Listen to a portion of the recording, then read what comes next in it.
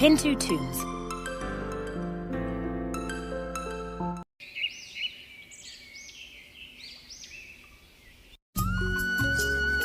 बहुत समय पहले की बात है। काशगंज नामक एक सुंदर सा गांव हुआ करता था। उस गांव में लक्कड़हारा रहता था जिसका नाम रामू था। रामू बहुत ही ईमानदार और मेहनती था। हमेशा अपने काम से खुश रहता था। उसके पास ज़्यादा पैसे नहीं थे, लेकिन वह अपनी ज़िंदगी से संतुष्ट था। रामू के परिवार में उसकी पत्नी और उसके 2 बच्चे थे। रामू सेठ लालचंद के यहाँ लकड़ी काटने का काम करता था और लकड़ी काटने के बदले में सेठ लालचंद रामू को पैसे देता था, जिससे रामू और उसके परिवार का जीवन यापन होता था। सुमन, मैं काम पे जा रहा हूँ। आज बहुत देर हो गया है, तो तुम बच्चों को स्कूल छोड़ाना। जी, स्कूल तो मैं छोड़ाऊंगी, लेकिन मोनू और चिंकी पिछले 2 दिन से कह रहे हैं कि उनके स्कूल की टीचर स्कूल की फीस मंगा रही है। हाँ, तो जाकर दे आओ ना स्कूल की फीस। अजी, कहाँ से दूं? आप जो पगार लाते हैं उसमें मुश्किल से तो घर चल पाता है। अब उतनी सी तनख्वाह में मैं बच्चों की फीस का इंतजाम कैसे करूं? अजी, मैं एक बात आपसे साफ साफ कह देती हूँ। सेठ लालचंद जी से पगार बढ़ाने की बात करिए। दिन पर दिन खर्च बढ़ता जा रहा है। बाजार में अगर सब्जी लेने निकलो तो सब्जियों के दाम आसमान छू रहे हैं, और बच्चों की पढ़ाई का खर्चा और घर का खर्चा अब इतनी कम तनख्वाह में कैसे गुजारा होगा? अच्छा ठीक है, मैं आज ही सेठ जी से अपनी पगार बढ़ाने की बात करूँगा। इतना कहकर रामू काम पर चला जाता है। अरे भाई, आज तो पगार का दिन है। तुम देखना, आज ये सेठ लालचंद कोई ना कोई तो लफड़ा जरूर करेगा। ये सेठ लालचंद हमेशा कोई ना कोई बहाना बनाकर पगार कम कर देता है। और पिछली बार भाइयों, इसने मेरी आधी पगार काट ली थी, ये कहकर कि जो मैंने उनसे 200 रुपये उधार लिया था उन पर ब्याज बढ़कर 1000 हो गया है, इसलिए मैं तुम्हारी पगार में से 1000 रुपये काट रहा हूँ।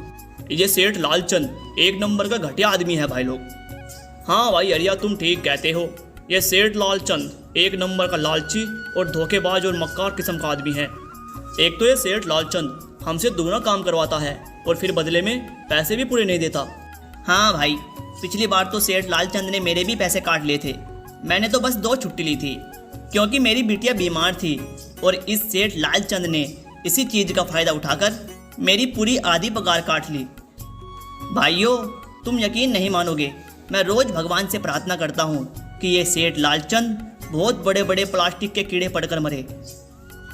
हे भगवान, इस बार ये सेठ लालचंद मेरी पूरी पगार दे दे ताकि मैं अपने बच्चों की स्कूल की फीस भर सकूं। ऐसे सभी लक्कड़हारे अपने काम पर लग जाते हैं। काम करने के बाद वे सभी सेठ लालचंद के पास जाते हैं। सेठ जी, महीना पूरा हो गया है, तो आप हमें इस महीने की हमारी पूरी तनख्वाह दे दीजिए। देखो रे, बड़े ध्यान से सुनो। अभी मेरे पास तुम्हें देने के लिए कोई पैसा नहीं है। तुम्हें पता है ना, अभी माल नहीं बिका है, सारा माल गोदाम में ही पड़ा हुआ है। कल या परसों तक तुम्हें तुम्हारी तनख्वाह मिल जाएगी। पर सेठ जी, अभी हमारे पास बिल्कुल पैसे नहीं बचे हैं। घर का राशन भी लाना है और मुझे अपने बच्चों के स्कूल की फीस भी भरनी है। अरे मैंने कहा तो सही, 1-2 दिन रुक जाओ, कल या परसों तक पैसे मिल जाएंगे। अभी मेरे पास पैसे नहीं हैं, समझ आई बात? सभी लक्कड़हारे निराश मन से अपने अपने घर आ जाते हैं। अजी, क्या हुआ? इस बार कितना पगार मिला है? सुमन, अभी कोई पगार नहीं मिला है। सेठ जी ने कहा है कि 1-2 दिन रुक जाओ, उसके बाद पगार मिलेगा। पगार नहीं मिला? आपको तो पता है ना बच्चों की फीस भरनी है। इनकी स्कूल टीचर ने आज साफ साफ चेतावनी दे दी है कि अगर कल फीस नहीं लाई तो बच्चों को घर पर ही बिठा लेना। अब बताओ मैं क्या करूं? मैं क्या करूं सुमन, ये सेठ लालचंद कभी टाइम पर पैसे देता ही नहीं है। 1-2 दिन की ही तो बात है, चलो देख लेते हैं। ऐसे ही 2 दिन गुजर जाते हैं। 2 दिन बाद सेठ लालचंद सबको पगार देता है। अरे हरिया, ये लो अपने इस महीने की पगार। सेठ जी, ये तो बस 2,000 हैं। इस महीने तो मैंने 3,000 का काम किया है ना। हाँ बे, काम तो किया है, पर तूने एक घंटे आराम भी तो किया है। ये पैसे मैंने तेरे उसी आराम के काटे हैं। सेठ जी, पर आपने तो कहा था कि 1 महीने के 3,000 रुपये मिलेंगे 8 घंटे काम करने के, और मैंने तो पूरे 8 घंटे काम किया है सेठ जी, बस 1 घंटा आराम किया है। देख भाई अरिया, तुम मुझे ज़्यादा हिसाब किताब मत समझा। ये 2,000 रुपये रख, और अगर नहीं चाहिए तो कहीं और काम ढूंढ ले। रामू, ये लो तुम्हारे 2,500 रुपये। पर सेठ जी, 2,500 रुपये क्यों? मैंने तो पूरे 3,000 रुपये काम किया है ना। मैंने तो कोई छुट्टी भी नहीं ली और ना ही कोई आराम। मैंने तो अपना सारा काम समय पर किया है सेठ जी। हाँ, समय पर तो किया है, पर इस समय बाजार में लकड़ियों का दाम बहुत कम चल रहा है। इस वजह से तुम्हें भी पगार थोड़ी कमी मिलेगी जब तक लकड़ियों का दाम ऊपर नहीं जाता। पर सेठ जी, बात तो 3,000 रुपये की हुई थी ना। अब इन 2,500 रुपये में मैं अपना घर कैसे चलाऊंगा? बहुत मुश्किल है सेठ जी, आपको 500 और देने पड़ेंगे। मुझे तो इस बार अपने स्कूल के बच्चों की फ़ीस भी भरनी है सेठ जी। इस बार आप मुझे पूरे पैसे दे दीजिए। बस रुक जा, बहुत हो गया तेरा। 2,500 रुपये ही मिलेंगे। काम करना है कर, नहीं तो कहीं और काम ढूंढ ले, समझा? बेचारे रामू के पास उन पैसे को लेने के सिवाय और कोई रास्ता नहीं था। अरे भाई, ये सेठ लालचंद एक नंबर का बेईमान इंसान है। हमारे खून पसीने की मेहनत के पैसे काटकर अपनी जेबें भरता है और बहाने बनाता है कि लकड़ियों के दाम कम हो गए। देखना, किसी न किसी दिन हम गरीबों की इसे जरूर हाय लगेगी। कीड़े पड़ के मरेगा सुअर कहीं का। नहीं हरिया, ऐसा नहीं बोलते, वो हमारे अन्नदाता हैं। आखिर उन्हीं की वजह से तो हमारा घर चलता है। अरे काहे का अन्नदाता, काम के पूरे पैसे तो देता नहीं है। पूरा महीना खून पसीना एक करके मेहनत करते हैं हम लोग, और पैसे के नाम पे क्या मिलता है? ये 2,000 रुपये। इसमें घर का खर्चा हम कैसे चलाएं? ऐसे तो हम कभी तरक्की नहीं कर पाएंगे। और हम कर भी क्या सकते हैं हरिया भाई? लकड़ी काटने के अलावा हमें कुछ और काम आता भी तो नहीं है। और अगर अपना कोई बिजनेस स्टार्ट करें तो उसके लिए हमारे पास पैसे कहाँ हैं? अब जो भी हो, हमारा तो ये सेठ लालचंद ही सहारा है ना। कुछ देर बातें करने के बाद सारे अपने घर की ओर निकल पड़ते हैं। जी आ गए आप? कितनी पगार मिला है? सुमन, सेठ जी ने इस बार बस 2,500 रुपये ही दिए हैं। बस 2,500? इतने में कैसे घर चलाएंगे? बच्चों की फीस में ही 1,000 रुपये निकल जाएंगे, फिर 1,500 में क्या क्या करेंगे? अब मैं तुम्हें क्या कहूँ सुमन, अब तुम्हें इन्हीं में गुजारा करना होगा। सबसे पहले तुम बच्चों के स्कूल की फीस भर देना, इसके बाद बाकी का मैं कुछ देखता हूँ। अजी आप क्या देख लोगे? सेठ जी से तो पूरे पैसे मांगे नहीं गए आपसे। नहीं सुमन, मैंने सेठ जी से पूरे पैसे मांगे थे, लेकिन सेठ जी ने साफ इनकार कर दिया। सेठ जी ने मुझे साफ साफ कहा कि ये 2,500 लेने हैं लो, वरना कहीं और काम ढूंढ लो। अब तुम ही बताओ मैं क्या करता? मेरे पास कोई दूसरा रास्ता नहीं था इन्हीं पैसों को लेने के अलावा। अगर मैं सेठ जी से लड़ाई करता तो वो मुझे काम से निकाल देते, और उसके बाद अपने पास कोई दूसरा काम भी तो नहीं है करने को। सुमन, मैं सोच रहा हूँ कि लकड़ी काटने के बाद मैं कहीं और भी काम ढूंढ लूँ। सेठ जी के यहाँ से काम से आने के बाद मैं कहीं और भी काम किया करूँगा, इससे मैं कुछ ज़्यादा पैसे कमा पाऊँगा। मैं आज ही सेठ जी के यहाँ से काम से आने के बाद कहीं और भी काम ढूंढने जाऊँगा। इतना कहकर रामू काम पर निकल जाता है, और जैसा कि रामू ने कहा था, वह लालचंद के यहाँ काम करने के बाद काम की तलाश में निकल जाता है। रामू पूरे गांव में काम ढूंढता है, दुकानों दुकानों पर जाकर लोगों से काम मांगता है, मगर हर जगह रामू को केवल निराशा ही हाथ लगती है। अंत में थक हार कर रामू वापस जाने लगता है। तभी वह देखता है कि बहुत सारी भैंसों का झुंड उसकी तरफ दौड़े आ रहा है। यह देखकर रामू बहुत डर जाता है। वह इधर उधर देखता है तो उसे एक गुफा दिखती है, और वहां गुफा में जाकर छुप जाता है। जब भैंसों का झुंड वहां से निकल जाता है तो रामू की जान में जान आती है। हे भगवान, आज तो बाल बाल बच गया मैं। नहीं तो ये भैंसे मुझे अपने पैरों के नीचे कुचल ही देते। और ये मैं कहाँ आ गया? ये जगह कौन सी है? रामू यह सब सोच ही रहा था कि तभी उसकी नज़र गुफा में पड़ी एक टोकरी पर जाती है। रामू उस टोकरी के पास जाता है। ये कैसी गुफा है? और ये टोकरी यहाँ इस गुफा में कौन छोड़ गया? चलो ठीक है, मैं इसे उठाकर अपने घर ले जाता हूँ, सामान रखने के काम आ जाएगी। रामू जैसे ही उस टोकरी को हाथ लगाता है, गुफा में से एक आवाज़ आती है।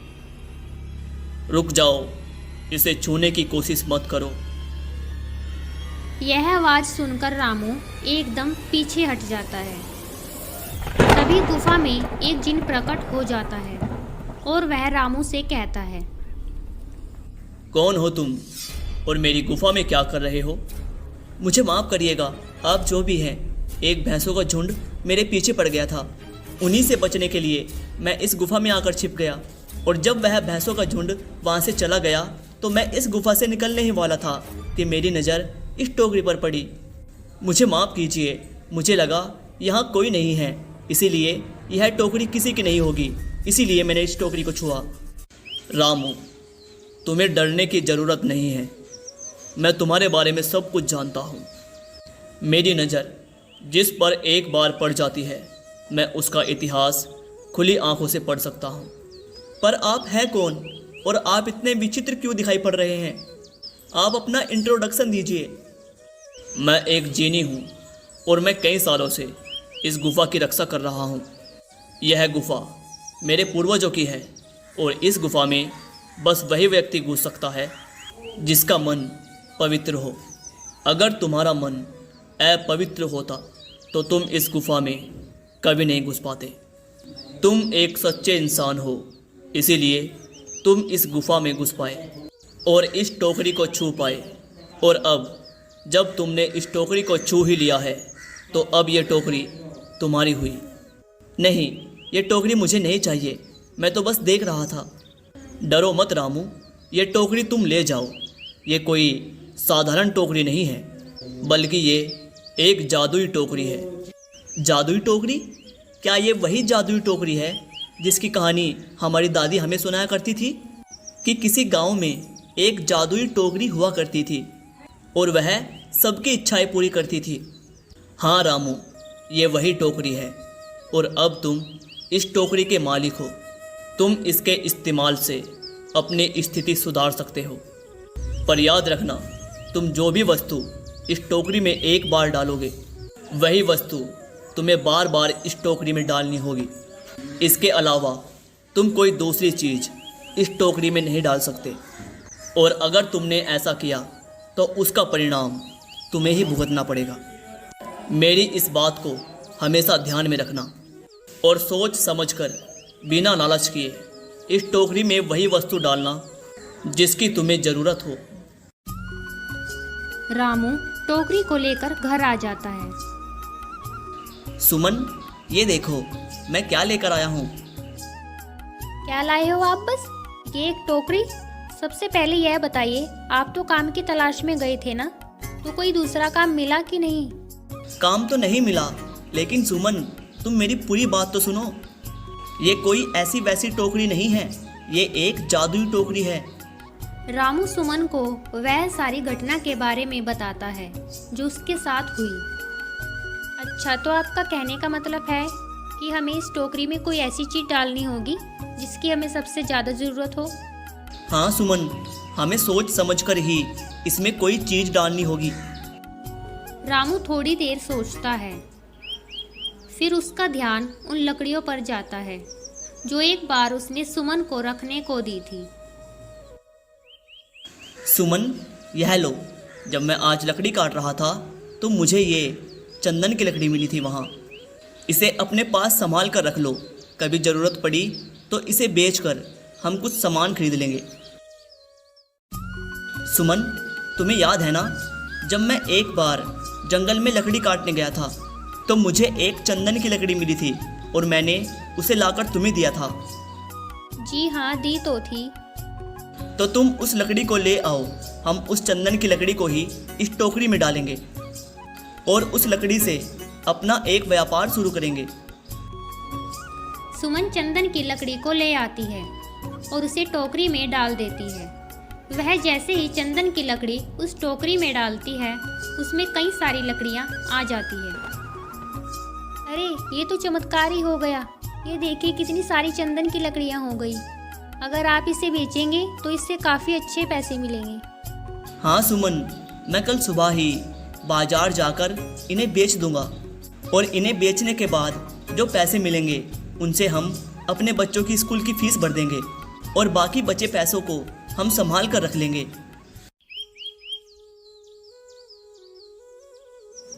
अगले दिन रामू लालचंद सेठ के यहाँ काम पर ना जाकर चंदन की लकड़ियों को बेचने के लिए बाजार में निकल पड़ता है। वहाँ पर रामू चंदन की लकड़ियों को बहुत ही कम दामों में बेचता है, जिसकी वजह से आम लोगों के साथ साथ बड़े व्यापारियों ने भी रामू से चंदन की लकड़ियाँ खरीदी। लकड़ियों को बेचकर उसे काफ़ी अच्छे पैसे मिले। पैसों को लेकर रामू घर आ जाता है। ये देखो सुमन, उन लकड़ियों को बेचकर मुझे कितने अच्छे पैसे मिले हैं। इनमें से स्कूल की फीस निकालकर तुम बच्चों की फीस भर देना और बाकी के पैसे संभाल कर रख देना। अच्छा सरला, तो अब मैं काम पर जाता हूँ। अजी आपके पास तो अब ये जादुई टोकरी है, तो अब आपको सेठ लालचंद के यहाँ काम करने की क्या ज़रूरत है? हाँ सुमन, मैं सेठ लालचंद के यहाँ काम पर नहीं जा रहा।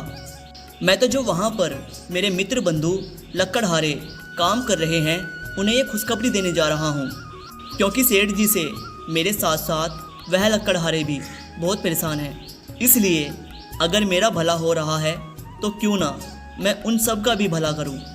वो सभी लोग बहुत मेहनत से काम करते हैं, लेकिन सेठ लालचंद ने उन्हें कभी भी उनके पूरे पैसे नहीं दिए।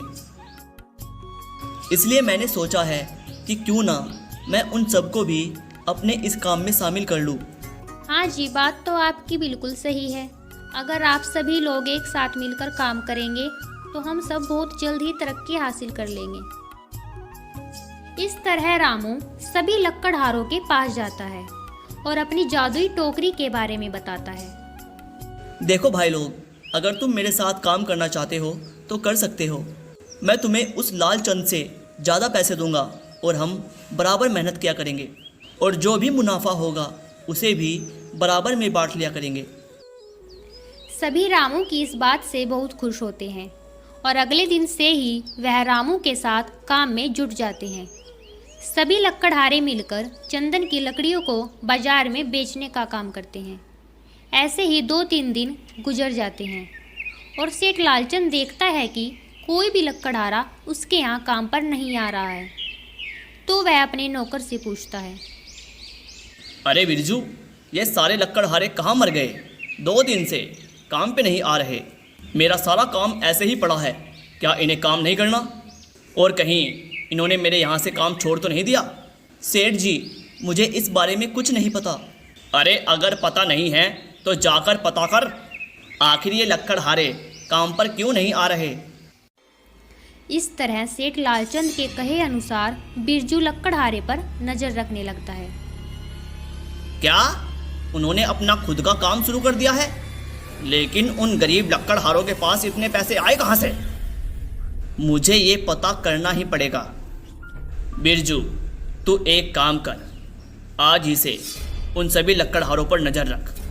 वो जो भी करते हैं और जहाँ भी जाते हैं, मुझे हर एक पल की खबर चाहिए। एक रात बिरजू ने देखा कि रामू एक टोकरी में चंदन की लकड़ी रखता है और बदले में बहुत सारी लकड़ियां आ जाती है। यह देखकर बिरजू हैरान हो जाता है। अब वह यह बात जाकर सेठ लालचंद को बताता है। अच्छा, तो ये बात है। लगता है बिरजू के हाथ कोई जादुई टोकरी लगी है जो उसे हर रोज बहुत सारी चंदन की लकड़ियां दे रही है। अब हमें उस टोकरी को हासिल करना होगा, लेकिन उससे पहले मुझे एक बार रामू के घर जाकर देखना है। ऐसा सोचकर अगले दिन सुबह सेठ लालचंद रामू के घर जाता है। अरे रामू, क्या हुआ? तुम काफ़ी दिनों से काम पर नहीं आ रहे? कोई लॉटरी पोटरी लग गई है क्या तेरी? सेठ जी, मैंने अपना काम शुरू किया है और अब मैं वही करता हूँ। अच्छा अच्छा, ठीक है, पर ये तो बता तूने अपना काम खोला कैसे? वो सेठ जी, हमने कुछ पैसे बचा रखे थे तो उसी से हमने अपना नया काम शुरू किया है। ये रामू बहुत चालाक है, ये मुझे उस जादुई टोकरी के बारे में ऐसे नहीं बताने वाला। लगता है मुझे इसकी जादुई टोकरी चुरानी ही पड़ेगी।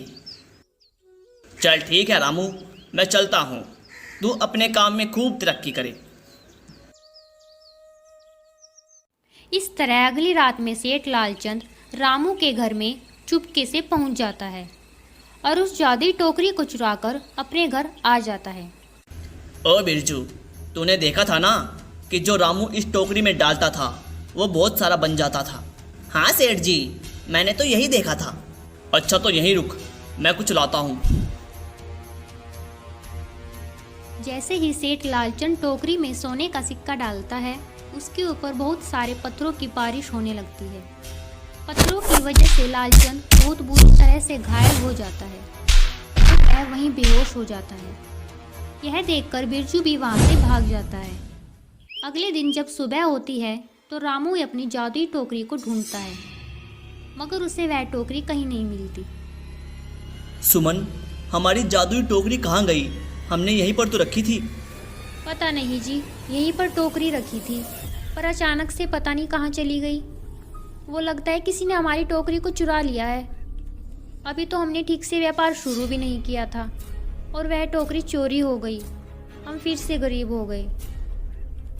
वे लोग इतनी बातें कर ही रहे थे कि तभी वह जादुई जिन उनके घर में प्रकट हो जाता है और उसके पास उसके हाथ में वही जादुई टोकरी थी।